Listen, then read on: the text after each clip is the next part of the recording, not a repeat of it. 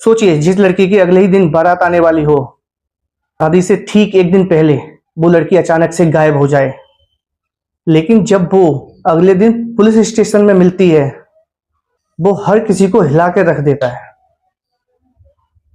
क्योंकि उस लड़की के साथ कोई अजनबी नहीं, उसका खुद का दादा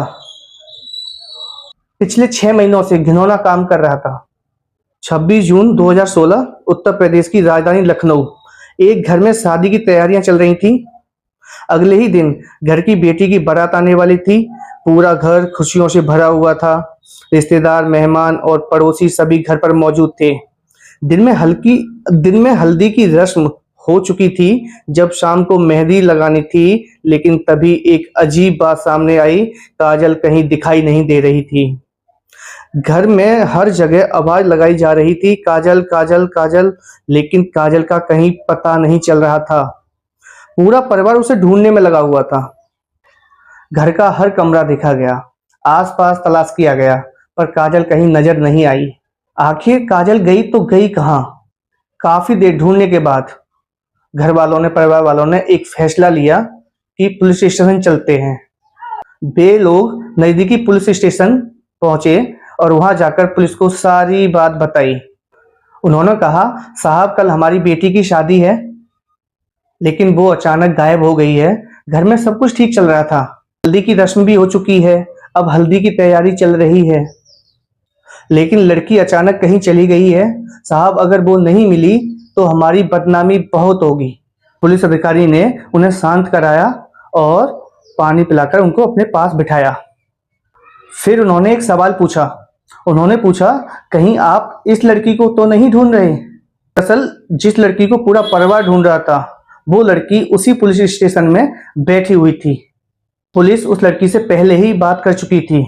जब घर वालों ने उस लड़की को देखा तो घर वाले उस लड़की को देखकर भावुक हो गए और उसे गले से लगाया और कहा, काजल बेटा, घर चलो। लेकिन तभी पुलिस अधिकारी ने मना किया कि अभी ये लड़की घर नहीं जा सकती। यह सुनते ही वहां मौजूद लोग सब हैरान रह गए। दरअसल अभी काजल की उम्र पूरी कंप्लीट 14 साल भी नहीं हुई थी। और इसके बाद काजल ने अपनी कहानी सुनाई। कहानी सुनते ही परिवार वालों के पैरों तले जमीन खिसक गई। अब कहानी शुरू होती है उत्तर प्रदेश के बाराबंकी से। यहीं रहती थी एक सुनीता नाम की महिला। सुनीता की शादी एक ऐसे आदमी से हुई थी जो मुंबई में रहकर काम करता था। शादी के कुछ समय बाद साल 2003 में सुनीता ने एक बेटी को जन्म दिया। उस बेटी का नाम रखा गया काजल, और सुनीता अपनी बेटी काजल से बहुत प्यार करती थी।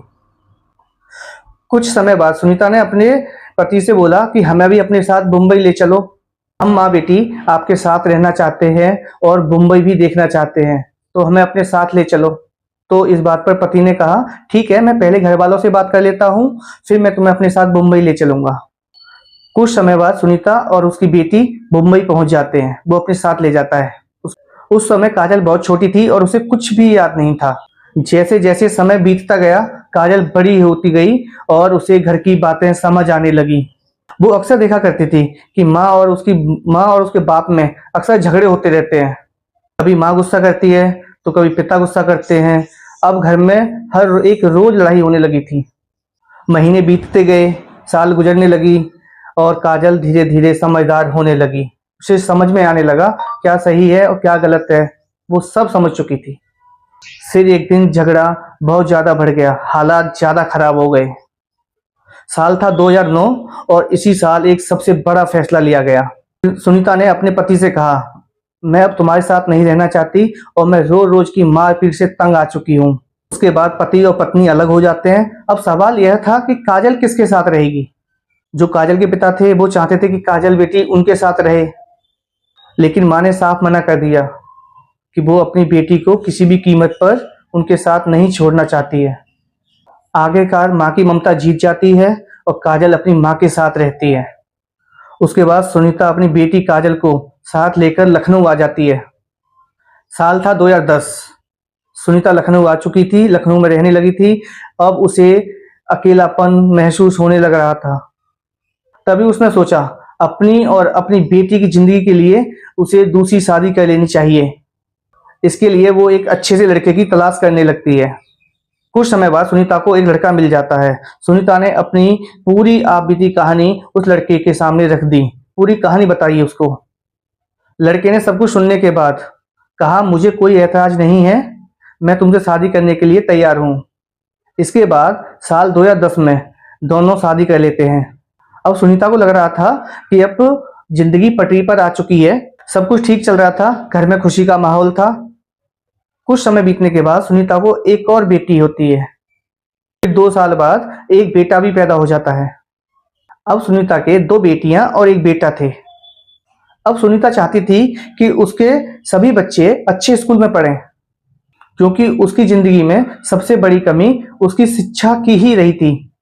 इसलिए वो अपने पति से कहती थी कि हम कम खा लेंगे लेकिन अपने बच्चों को अच्छे स्कूल में पढ़ाएंगे।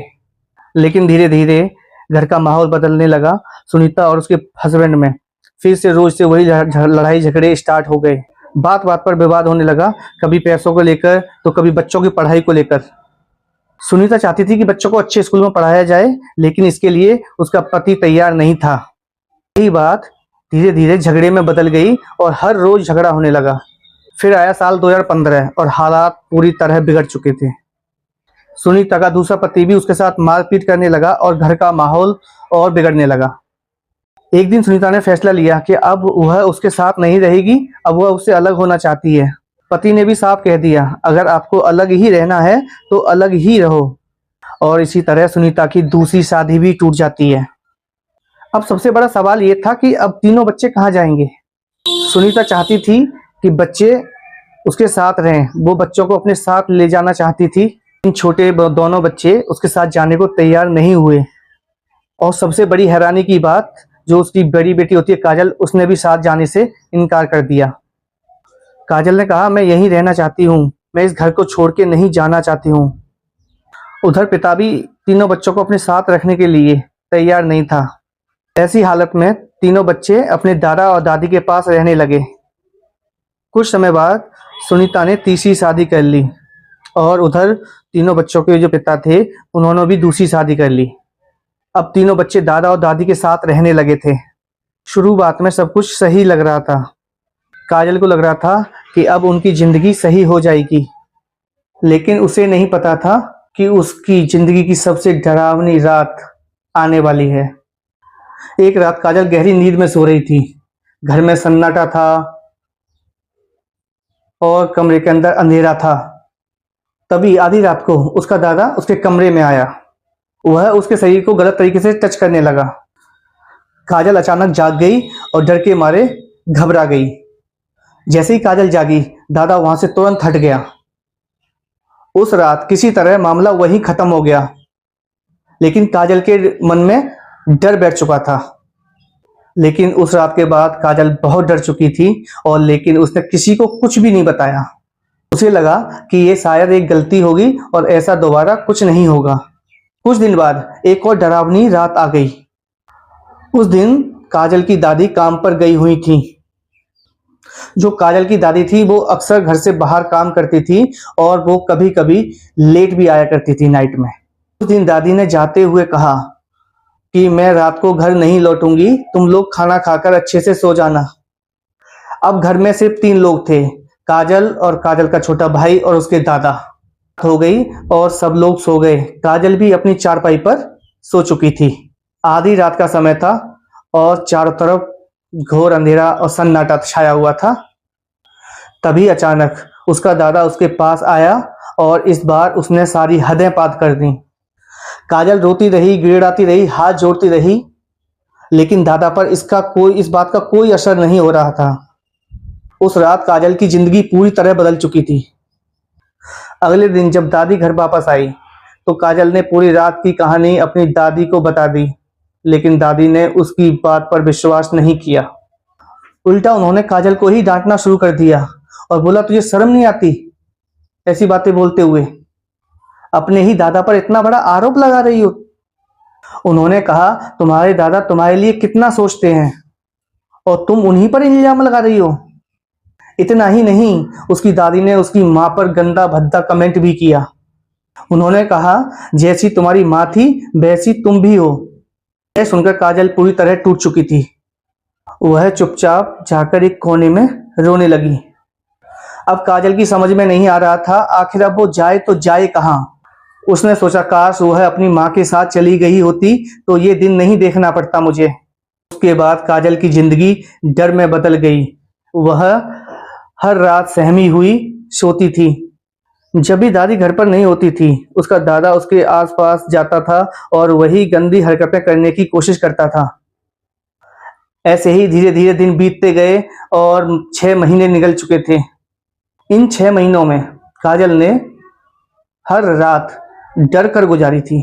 बस यही दुआ करती थी कि बस किसी तरह सुबह हो जाए। लेकिन एक दिन काजल के अंदर हिम्मत आ जाती है। उसने अपने दादा से साफ कहा, अगर तुमने मेरे साथ ऐसी हरकत फिर से दोबारा की तो मैं पुलिस में शिकायत कर दूंगी और फिर देखना तुम सीधे जेल जाओगे। यह बात सुनकर दादा डर गया।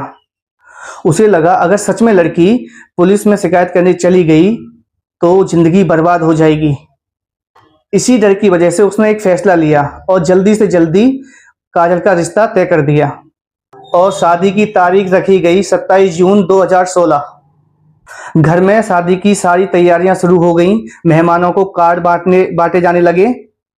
हल्दी की रस्म, मेहंदी की रस्म, सारी तैयारियां शुरू हो चुकी थी।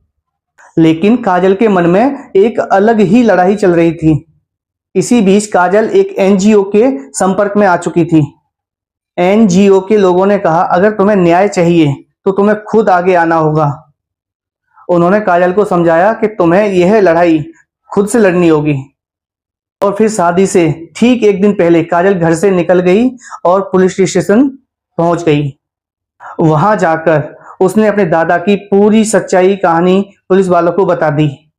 पुलिस वालों ने तुरंत अपनी कार्रवाई शुरू की और उसके दादा को गिरफ्तार कर लिया। गिरफ्तार करने के बाद उसके दादा को जेल भेज दिया। काजल को एक शेल्टर होम के अंदर रखा गया और वह वहां तब तक रही जब तक उसकी उम्र 18 साल नहीं हो गई। और काजल 18 साल की जैसे ही हुई तो वो उसी एनजीओ से जुड़ चुकी थी।